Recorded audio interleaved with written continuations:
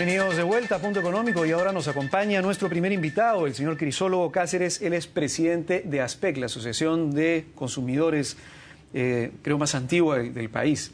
Y vamos a hablar con él sobre el reglamento de tarjetas de crédito, pero antes me gustaría, Crisólogo, bienvenido a Punto Económico. Un gusto estar en tu programa como siempre. ¿Tiempo que no conversamos? Sí, pues tiempo que no conversamos, Crisólogo. Es un chico muy ocupado, ¿es usted? Me gustaría primero hablar un poco sobre lo que acabo de comentar, sobre el tema de las normas técnicas, sobre el tema de lo que al parecer va a ser esta ley del Sistema Nacional de Calidad. Coméntanos la importancia que tiene esto. Bueno, yo creo que tú ya lo dijiste todo. Has hecho una síntesis muy apretada, pero no por ello menos completa, acerca de los beneficios de contar en el país con un Sistema Nacional de Calidad. En palabras sencillas, las normas de calidad que están consignadas en las llamadas normas técnicas son los estándares mínimos o las reglas mínimas que debe cumplir un fabricante para poder elaborar un producto o poner en el mercado un servicio. O sea, lo mínimo que debe cumplir para que satisfaga las necesidades de los consumidores hacia los cuales va dirigido. Entonces, tú tienes una norma técnica sobre temas como vestuario, calzado, alimentos, colchones, etcétera. Lo que pasa es que en nuestro país muchos de los productos que se comercializan no cumplen estándares mínimos. Entonces cada uno fabrica de acuerdo a su real saber y entender los productos, y muchas veces esos productos son productos pues deficientes, son productos mal elaborados, de poca duración, que no cumplen con las expectativas del consumidor, etcétera. Y si a eso le sumamos que igualmente permitimos que ingresen a nuestro país productos que tampoco cumplen estándares de calidad, tenemos que el mercado se vende en diversos rubros inundado, por decirlo de alguna manera, por productos chatarra. Entonces, ¿cuál es la lógica acá? La lógica es que existen las llamadas normas técnicas. ¿Y qué son las normas técnicas? Como ya le dije, estándares de calidad mínimos. ¿Quiénes elaboran estas normas técnicas? Las elaboran comités multidisciplinarios integrados por industriales, por académicos, por organizaciones de consumidores, etcétera, etcétera. Y entonces van trabajando durante meses e incluso años y sacan, por decirte, una norma técnica sobre calzado de seguridad, por ejemplo, o una norma técnica sobre chocolates, cómo se tienen que elaborar. Pero como las ponen ahí sobre la mesa y están allí, pero nadie las conoce, no se difunden, los empresarios muchas veces, por desconocimiento, continúan manufacturando sus productos sin apegarse a estas normas. ¿Cuáles son las consecuencias? Ya lo dije. La primera, que pueden ser productos deficitarios. En segundo, como tú has indicado, productos poco competitivos en otros mercados, porque obviamente cuando tú quieres llevar tu producto hecho como te parece a ti, a otro mercado, en otro mercado te van a preguntar, oye, ¿y cuál es la norma que has seguido? Ninguna. No has seguido. Ok, tu producto no puede entrar a menos que se adapte a este estándar. En realidad hay una gran ventaja a la hora de conocer una norma técnica, porque, por ejemplo, vamos a poner un caso, digamos, probablemente irreal, pero si una norma técnica para fabricar un vaso te dice, el vaso tienes que hacerlo bajo estas características, tiene que tener tal material, el material si lo metes a un horno, digamos, no se puede derretir, etcétera. Entonces, el conocimiento de la persona que produce un vaso va a aumentar solamente por leer la norma técnica, porque, por ejemplo, nunca se le podría haber ocurrido hacer ciertos análisis para entender que si un vaso iba a entrar en un horno y no se iba a derretir, digamos, con el agua que estaba adentro, ¿no? Entonces, el tema de las normas técnicas, de cierta forma, ayuda a poner una barrera, pero además ayuda a generar más conocimiento para el propio productor. Y no solo conocimiento, no solo le da ventajas competitivas al productor, sino que muchas veces puede salvarle la vida al consumidor. Por ejemplo, hay productos que son particularmente sensibles. Hicimos unas investigaciones, tú lo sabes, Alex, hace mucho tiempo, sobre calzado de seguridad, sobre cascos de seguridad, que son prácticamente herramientas de trabajo para garantizar que el usuario no va a sufrir percances en las minas, cuando haga instalaciones eléctricas, etcétera. Y descubrimos que nadie casi cumplía, con algunas excepciones, las normas técnicas. Es decir, la gente se ponía el calzado de seguridad pensando que su pie iba a estar protegido porque tienen una punta de acero, de que se caiga alguna piedra, falso.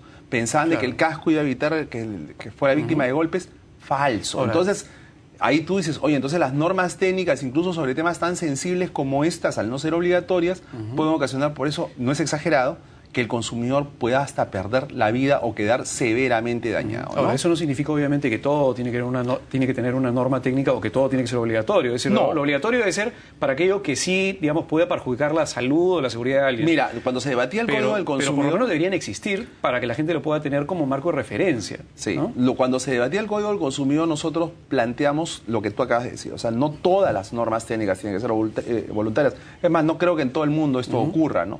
Pero por lo menos aquello vinculado a la salud, seguridad y alimentación del consumidor, pensamos que tiene que tener un especial énfasis. El caso de los chocolates es un ejemplo emblemático, ¿no?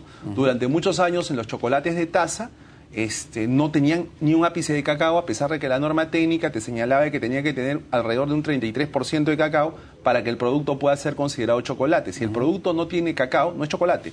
Es un dulce, un caramelo, lo que tú quieras, pero no es un chocolate. Y eso explica que cuando nosotros en las Navidades tomábamos nuestra tacita de chocolate, no te sentías, ¡ay, qué mal! Debe ser porque he comido demasiado. Debe ser porque he hecho un cruce con el panetón y el pavo. No. Lo que pasa es que te acabas de meter en el estómago un cóctel de grasas hidrogenadas trans que era una patada, pues era una cos de burro que te caían en la barriga. Porque nada de eso, y porque no cumplían y denunciamos a estas empresas y ganamos. Y ya es que ahora ustedes ven, amigos consumidores, que ya no se dice chocolate para taza, sino tableta para taza en los empaques, ¿no? Entonces, un consejo, ya que estamos hablando sobre chocolates, antes de seguir en otra cosa, revisar las etiquetas, porque normalmente las etiquetas de los alimentos se consignan los ingredientes de manera decreciente, de lo que tiene más a lo que tiene menos. Es decir, si lo que tiene más es cacao, te pondrán el cacao en primer lugar, te pondrán en segundo lugar el azúcar, la grasa, etcétera, etcétera. Digamos, en ese caso, el cacao debería estar en la primera línea. Debería estar, y es por eso que los chocolates que tienen mayor porcentaje de cacao cuestan más en el mercado. Tú te vas a encontrar que hay chocolates que tienen no 30, sino 60, 70, hasta 90% de cacao. Bueno, pero en todo caso acá hay bastante que discutir. Vamos a discutirlo en otro programa porque si no nos gana el tiempo. Sí. Y vamos a lo que hemos planteado inicialmente, que es el tema de estas nuevas normas de transparencia en el sistema financiero y cómo a las personas le va a afectar todo este cambio en el pago mínimo de su tarjeta de crédito, en el envío de cuentas por correo electrónico, en el caso del cajero, cuando vayan a sacar y hacer una operación en el cajero. ¿Qué es lo que va a pasar ahora con estas nuevas normas? Bueno, hay una serie de reglas que se han venido expidiendo a lo largo de los últimos 12 meses por parte de la Superintendencia de Banca, pero su entrada en vigencia se ha venido produciendo de manera gradual. En septiembre vamos a tener que, por ejemplo, las entidades van a tenernos que revelar información crítica.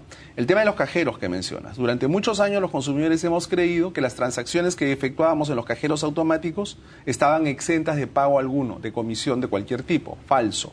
Sí estaban afectas al pago de una comisión, y no era una comisión pequeña, no se vaya a pensar que eran centavos. Eran comisiones que fluctuaban entre 5 soles y así. Entonces, desde el septiembre... Pero eso es por, digamos, por los excedentes del número de transacciones permitidas. Claro, también, porque ¿no? lo que pasa es que los consumidores, dependiendo del tipo de cuenta que tengan con la entidad financiera, tienen un número de transacciones libres, ¿correcto? Bueno, en los últimos tiempos, muchas de ese número de transacciones se han reducido en número y se han elevado en precio. Pero no solo eso, sino que el consumidor al final no sabe cuánto es lo que paga por dichas transacciones en el cajero. Ahora lo va a saber, porque el cajero le va a tener que decir desde septiembre, esta transacción que usted está realizando, señor usuario, está afecta al pago de una comisión y esa comisión es de tanto. Entonces el consumidor va a sacar la cuenta. Ahora, esto es interesante porque el consumidor también se va a educar. ¿En qué sentido? Porque primero va a saber cuánto le cuesta, pero además va a saber que no puede estar haciendo múltiples retiros al mes, sino que va a tener que ser bastante ordenado en las veces que emplee su tarjetita para sacar dinero. Muchas veces hay consumidores que no están tan enterados de lo que sucede y utilizan su tarjeta para hacer retiros pues de 50 soles, 100 soles, y al final a lo largo de 30 días pues hacen 10 retiros. Eso ya va a tener que acabar y los consumidores, como saben que van a tener que pagar una comisión, van a tener que ser más metódicos y ordenados. Claro, esto trae un problema aparejado. El problema de la seguridad, porque muchas personas van a saber de que cada vez que un consumidor acude al cajero, por lo usual va a tener que hacer grandes retiros, la mitad del sueldo o todo el sueldo, etcétera. Entonces también esto implica que los consumidores vamos a tener que aumentar las precauciones que podemos tener cada vez que realicemos este tipo de operaciones, ¿no? Ahora, eso se arregla con seguridad ciudadana, ¿no? Que ya es otro tema, es otro tema. Seguridad del consumidor. El tema del cálculo para el pago del mínimo en las tarjetas de crédito, esto se ha cambiado. ¿Cómo nos va a afectar a Los nosotros? consumidores recibimos mensualmente en nuestros domicilios un estado de cuenta. El estado de cuenta es el documento en el que se consignan todas las operaciones que realizamos a lo largo del mes y también se consigna cuál es el monto de nuestra deuda total actualizada a la fecha de recepción del cargo y también cuál es el pago mínimo. Entonces los consumidores decimos, el pago mínimo, yo voy a pagar lo mínimo. El pago mínimo es una suma que te permite cancelar y estar al día en el pago de tu obligación sin caer en la condición de moroso. Sin embargo, las personas que efectúan únicamente el pago mínimo están pagando a lo largo de muchos meses e incluso años y no terminan de cancelar la obligación. ¿Por qué? porque ese monto consignado en el pago mínimo está destinado básicamente a cubrir conceptos como comisiones, intereses y demás. Y una parte muy pequeña va a lo que es la amortización propiamente dicha del capital. Con la nueva regulación, el pago mínimo se va a tener que recalcular de una nueva manera, en el sentido de que la parte sustancial va a tener que ir a cubrir lo que son la amortización del capital y el saldo a los otros conceptos. Y también esto nos lleva a otros dos puntos. Primero, el derecho del consumidor a prepagar toda la deuda. El consumidor tiene que entender de que aun cuando te pongan pago mínimo, tú tienes la posibilidad de pagar parcial o totalmente el íntegro de tu deuda. Entonces, muchos consumidores a lo largo de los años anteriores se preocupaban por hacerlo y las entidades financieras los penalizaban, porque no solo les ponían penalidades propias por pago anticipado y demás, sino que les cobraban intereses de diverso tipo, ¿no? Hoy en día, el consumidor que prepaga solo se le puede cobrar el interés compensatorio y ninguna otra penalidad más. Entonces el consumidor también tiene que entender que mientras más prorrogue el pago de la deuda, más gastos aparejados a la misma se devengan, ¿no? Ahora, el tema del pago mínimo es importante también aclarar probablemente que cuando una persona paga, ve en el estado de cuenta el pago mínimo, tiene que darse cuenta, generalmente en el estado de cuenta, en la parte de abajo, sale la cantidad de meses. Creo que es una exigencia que la SBS ya puso hace algún tiempo. Sí, están promoviendo que sea 36 meses. Claro, no, pero el punto es que entiendo que en algún momento la SBS comenzó a obligar a las instituciones financieras a poner la cantidad de meses que se demoraría en pagar usted, que nos está viendo, se demoraría en pagar si es que hacía ese pago mínimo todos los meses. Y esa, si al final la cantidad de meses salía pues una barbaridad. Pero es información importante que, las personas deberían también estar leyendo. Pero ahí entras a otro problema. ¿Qué tan clara está esa información en el documento? ¿Está clara, medianamente clara, o está totalmente perdida en el documento? Nosotros hicimos una investigación sobre los estados de cuenta y descubrimos que la lectura de los mismos es bastante complicada y que la información significativa para el consumidor está camuflada. Incluso había información que era muy importante para el consumidor y que ni siquiera estaba en la parte, en el anverso, sino estaba en el reverso. Entonces es bastante complejo, bastante exigente pedirle a un consumidor que se ponga a hacer un análisis tan sofisticado de un documento como este, ¿no?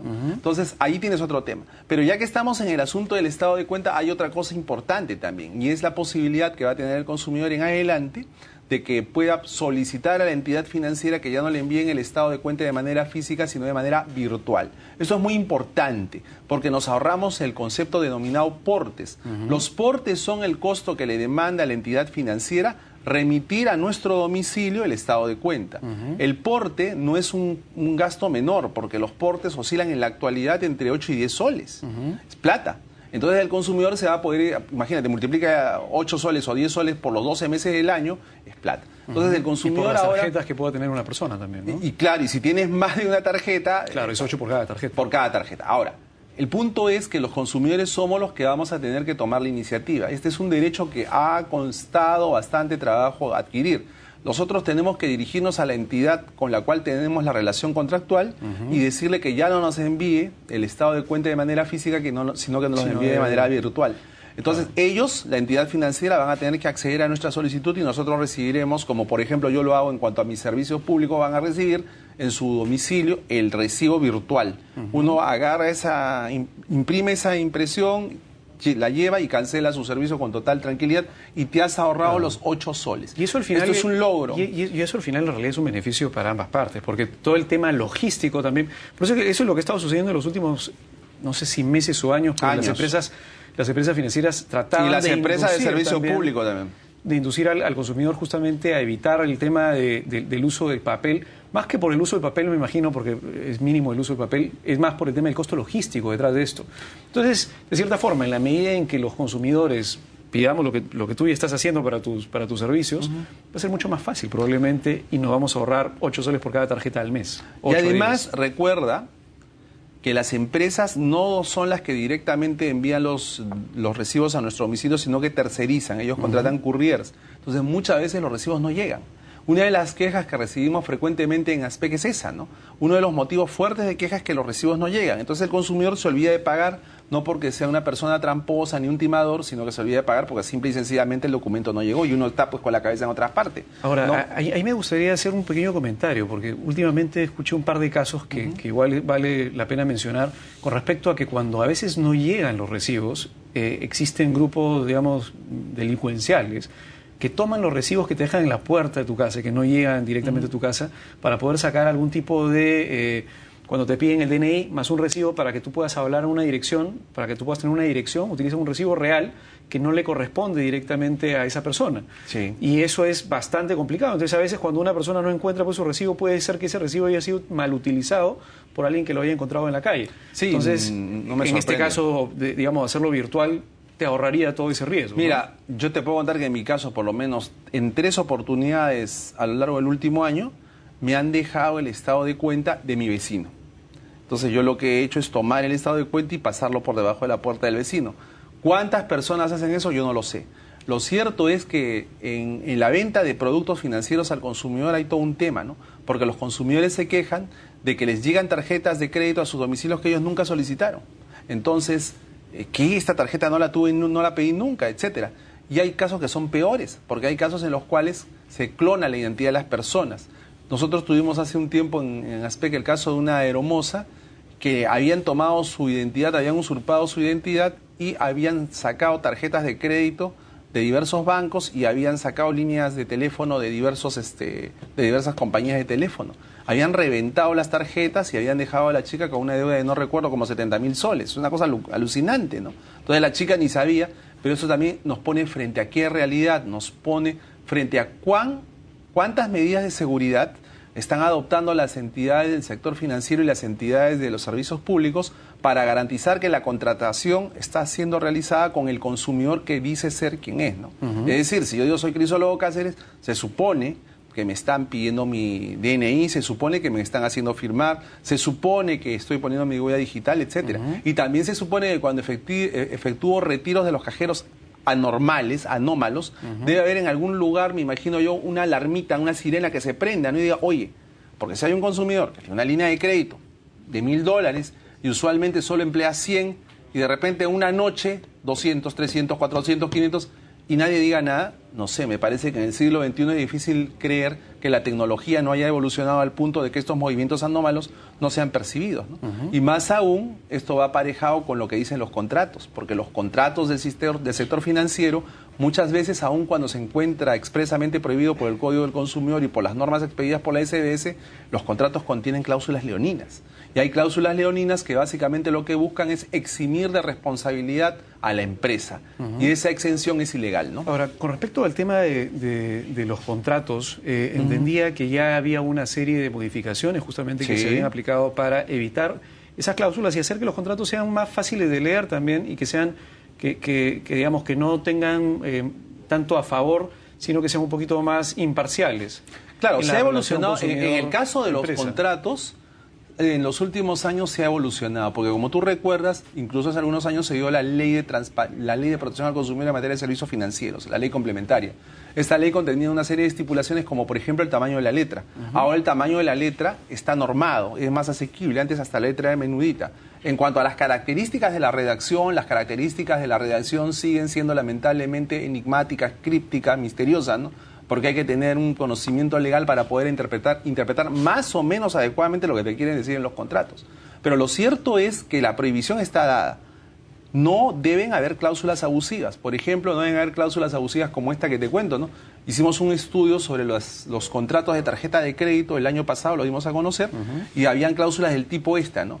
Si el cliente cancela la relación contractual con la entidad financiera, pero la entidad financiera se da cuenta de que algo había quedado pendiente, la entidad financiera se reserva el derecho de A, reabrir la cuenta que el cliente había cerrado, y B, abrir una nueva cuenta para ir generando todos los intereses y demás gastos que se generen. Entonces tú pagabas, Qué locura. Tú ibas al banco y le decías, banco, quiero cancelar, ¿cuánto les debo? 100 soles, tome 100 y un sol de propina, chao, me voy.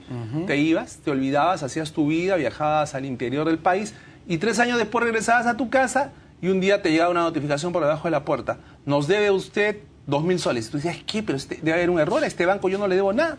Y cuando averiguabas te decían, oiga señor, usted dejó de pagar 3 soles. Y esos 3 soles, claro, no te avisaron. O sea, no te avisaron al mes siguiente ni al subsiguiente. Esperaron que la cosa se haga grande, que haga una chancha y recién te tocan el timbre y te dicen que debes 2.000 soles. Y eso le pasa a un montón de gente.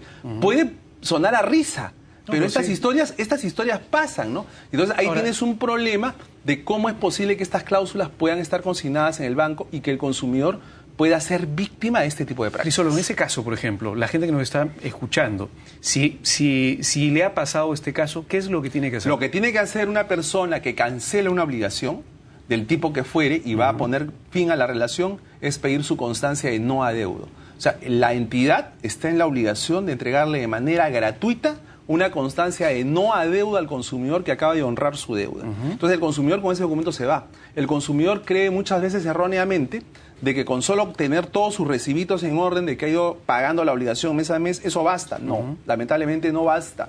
Porque uno tiene que tener esto, porque como no se comunican muchas veces el banco con el estudio de abogados que contrata para hacer las cobranzas, entonces el estudio procede en automático. Entonces el cliente debe estar en posibilidad de decir, un momento, estudio de abogados, acá tengo mi constancia de no adeudo.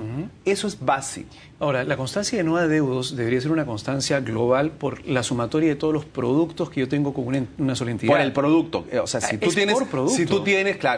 tienes un préstamo hipotecario por acá y tienes un préstamo para comprar un automóvil por allá, tú cancelas la obligación hipotecaria, bueno, tendrás tu constancia por eso, pero sigue vigente la otra. Otro tema recurrente también con los bancos es el asunto de la compensación de sueldos, ¿no? Que el banco detrae de la cuenta sueldo dinero para pagar la obligación que se ha devengado con otra obligación, por ejemplo, con otro producto como la tarjeta de crédito. Y hay casos que son prácticamente abusivos porque han habido gente que le han compensado el total del sueldo. Y eso es ilegal, ¿no? Porque solo se puede compensar hasta un porcentaje. Pero ¿qué queremos decir con todos estos ejemplos? Lo que queremos decir es que hay mucho desconocimiento sobre los productos y servicios financieros por parte del consumidor, porque no se trata de productos sencillos de entender, sino muy por el contrario de productos complejos. Y nosotros no estamos siendo debidamente capacitados sobre todas estas cosas. De otra manera, no te puedes explicar el pésimo uso que hacemos de las tarjetas de crédito. Las tarjetas de crédito están siendo utilizadas para comprar pan. Deme, señor, 2 bolsas de pan, saca mi tarjeta de crédito. Deme 1 litro de agua, saca la tarjeta de crédito. La gente está pagando y no sabe que al hacer uso de la tarjeta de crédito de manera indiscriminada, lo único que estás consiguiendo es que se generen deudas. Y más aún si pagas de manera muy diferida. Claro, porque tú sabes que las cajeras, por ejemplo, en los supermercados están entrenadas para decirte que, señor, ¿en cuántas cuotas va a pagar? ¿En 2 o 3? Entonces el consumidor se pone a pensar y dice, pues pagaré en 2, pagaré en 3. Entonces un producto que le puede haber costado, por decirte, 10 soles, acaba costándole 30 soles. Claro, pero ojo, eso tiene que ver con un tema de educación financiera y no necesariamente, si la educación financiera es responsabilidad de quién. Esa es una muy buena pregunta. Hay órganos en tu casa, por ejemplo, Crisólogo, cuando has estado chico, cuando has estado en la universidad, ¿alguien te ha dicho esto antes de que entres a ASPEC? Mira, es que quizás yo no sea un buen parámetro para comparar, porque yo me dedico a leer esto todo el día, ¿no? Entonces, estaba dictando ayer en el diplomado del Pacífico, ¿no? Y estábamos hablando, por ejemplo, sobre la importancia que tiene la definición en los televisores, ¿no? Y habían chicos ahí, abogados, que decían, ¿y por qué tanto problema por el tema de la definición, ¿no? La nitidez del televisor, eso no es relevante para el consumidor, lo importante es que se vea bien. Yo les explicaba que no, que dependiendo de la calidad de la resolución, vas a poder acceder al DVD o al Blu-ray. O sea, hay tecnología que depende de la definición del televisor. O sea, no es una cosa que sea menor y por eso es que incluso interpusimos una acción legal. Claro, pero está bien, pero ese es un tema, digamos, muy específico, es un producto, pero en general, porque estamos hablando de temas financieros y cuando tú estás hablando de manejo de tus tarjetas de crédito, eso probablemente lo va a tener todas las personas que, digamos, ingresan a la PEA, que luego de estudiar van a salir a trabajar y van a tener necesariamente que saber cómo manejar las tarjetas de crédito. Mi pregunta es, no creo que sean las entidades financieras aquellas, podrían hacerlo, sí, hay un tema de responsabilidad de parte de ellas, pero lo más importante, si es educación económica, financiera de toda tu vida, ¿quién debería dártela? Bueno, tenemos una autoridad regulatoria que es la SBS, tenemos un código del consumidor que señala en la 5ª política de Estado que la educación del consumidor se tiene que dar en las escuelas. Yo no sé si ya se haya implementado la currícula y se haya capacitado a los docentes para incorporar la educación al consumidor. Yo creo que no, ¿no? Me temo que no, porque tiene que haber, como tú dices, alguien que te enseñe. Esto no puede quedar librado al destino de manera tal que uno aprenda a punta de golpe, ¿no? Que es lo que le pasa a muchos. Para ponértelo en perspectiva, hay chicos que en ciertos colegios tienen programas, por ejemplo, que ya comienzan a entender un poco la lógica de cómo se mueve el mercado, digamos, de cómo utilizar una tarjeta de débito, de cómo utilizar una tarjeta de crédito.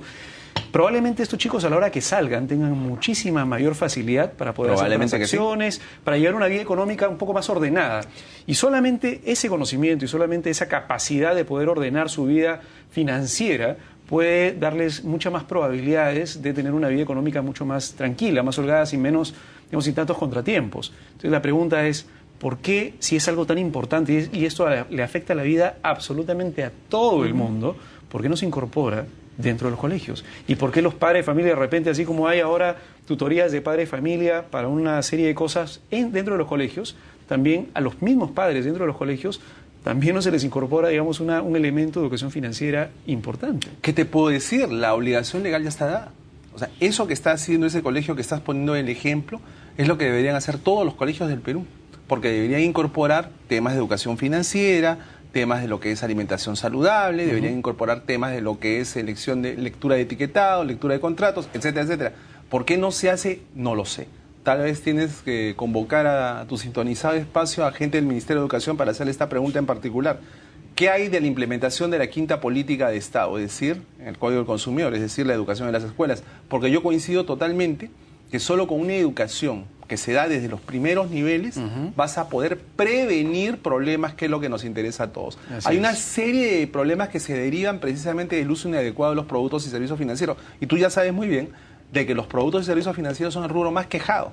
Son el 35% de los reclamos en Indecopi y en ASPEC y en el módulo de atención de reclamos del Congreso de la República. O sea, no hay otro que se acerque, claro, otro que se acerque. Pero eso también tiene que ver mucho con el tema de la dificultad de los ciudadanos para entender también los productos financieros, que es justamente lo que acabas de decir, el tema de leer un contrato, el tema de entender, digamos, la diferencia entre usar, digamos, el pago en cuotas o el pago revolvente. Es decir, hay una serie de cosas que deberían estar dentro del chip de los que deberían estar dentro de nuestro hablar cotidiano. Y no lo están. Y mira que ya estamos en un momento en el cual cada vez en mayor medida se está produciendo una expansión millonaria de tarjetas de crédito, de tarjetas de débito.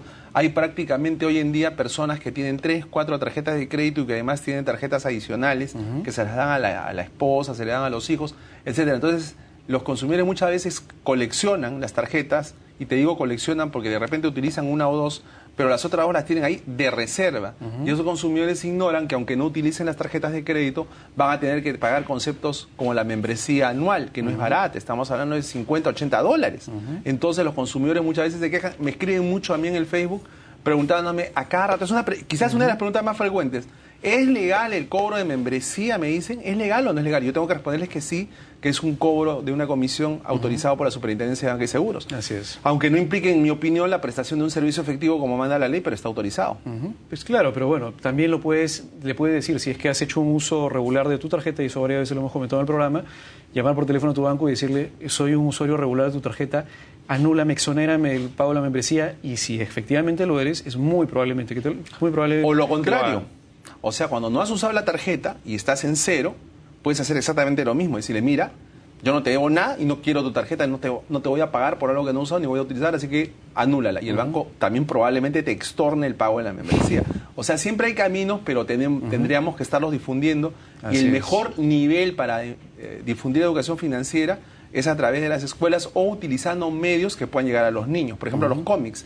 Yo soy un partidario de que las historietas pueden constituirse en un vehículo interesante, para lo mismo que las redes sociales, lo mismo que... Hay que ser más creativos. Hay que ser más creativos. Un último tema con respecto al tema financiero, la opción de pago cero. ¿Qué es lo que va a pasar con este tema de la opción de que no se va a poder acceder a la opción de pago cero? Bueno, a mí me parece que es parte de reordenar, ¿no? Es decir no voy a pagar esto porque pienso de que me beneficia de una manera tal o cual, me parece que no es la más adecuada. Yo siempre postulo que el pago que tiene que realizar el consumidor tiene que ser lo más que pueda. Y hay una regla de oro. La regla de oro es que en cuestión de deudas uno tiene que ser muy prudente, porque a veces uno se aloca.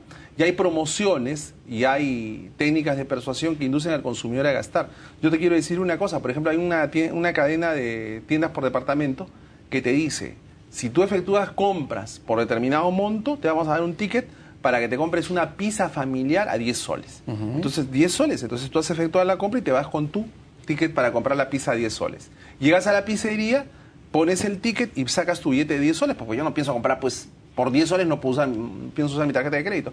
Y en la caja te dicen, momento, señor, esta oferta vale, pero si usted paga con la tarjeta y compra la pizza de 10 soles a crédito, mira. Entonces el consumidor ilusionado acaba comprando y utilizando su tarjeta para endeudarse por una pizza de 10 soles que al final no le va a costar 10 soles. Este tipo de tácticas, este tipo de prácticas constituyen de uso muy frecuente por parte de las instituciones financieras. Ahora, hay una iniciativa de las instituciones financieras, también hay que rescatarlo, que busca algún tipo de transparencia en las relaciones con los usuarios, ¿no?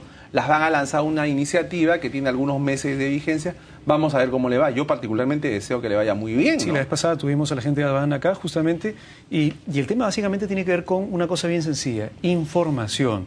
Porque independientemente de que, digamos, el plan de marketing de una institución financiera involucre de repente este tipo de esquemas, lo importante es que la información esté disponible para el consumidor, que el consumidor entienda exactamente cuáles van a ser las consecuencias de sus decisiones y listo. Si existe información y la información es transparente, cada uno debería tomar su decisión. Pero para eso hay una etapa previa, que es lo que hemos conversado hace un momento, que es tenemos que estar preparados para entender la decisión que vamos a tomar en temas financieros. Claro, pero también está relacionado con la forma en que te dan la información. Es decir, muchas empresas te bombardean con un montón de información de tal forma que te marean, te confunden. Entonces, por ejemplo, te ponen una serie de términos en letra muy pequeña, escritos de repente de manera vertical, que no las puedes ver, y ahí hay un montón de restricciones, limitaciones, penalidades, etcétera, etcétera. Entonces el consumidor no las ve, porque precisamente aunque el consumidor quiera interpretar y aunque la empresa se excuse diciendo yo di la información, la da de una manera que es ininteligible para el consumidor. Entonces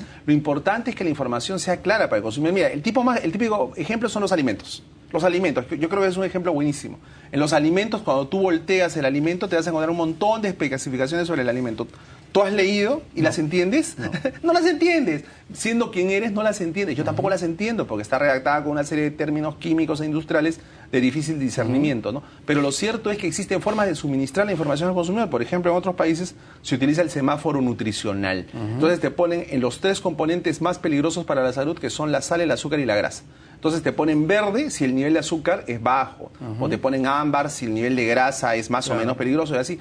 Esto le sirve al consumidor, aunque no sepas leer, para entender mejor la información. Verde, tal, listo, ya lo tengo claro, yo soy diabético, no quiero comprar esto. Es una buena práctica que debería usarse acá en el Perú. Y lo mismo se podría usar, o se podrían adaptar técnicas para que por lo menos 2 o 3 conceptos de los contratos financieros estén así de simple. Así de simple. La tasa de costo efectivo anual, ¿no? Sí. Los plazos, penalidades, qué sé yo. O sea, poner una especie de semáforo financiero en los contratos. Hay que tratar de ser un poquito más creativos a la hora de brindar la información de forma que la información realmente quien la tome pueda tomar una decisión con esa información que le sirva. Claro. Muchas gracias, Crisolo, por venir acá a Punto Económico, y entiendo que estás todos los jueves. Sí, estoy todos los jueves acá en Bien por Casa. Tenemos una secuencia que se llama Alerta Consumidor, en la cual le damos tips. Así que a partir de las 10:30 pueden vernos en Alerta Consumidor en Bien por Casa. Digo a partir de las 10:30 porque a veces nos retrasamos un poquito, pero no se impaciente, que siempre salimos los jueves. Así que si quieres saber cuáles son los mecanismos de defensa del consumidor, tienen a Crisolo los jueves a las 10:30 acá en Canal 7. Muchas gracias, Crisolo, por venir a Punto Económico. Y volvemos con más sobre piratería en la tercera parte del programa. Volvemos.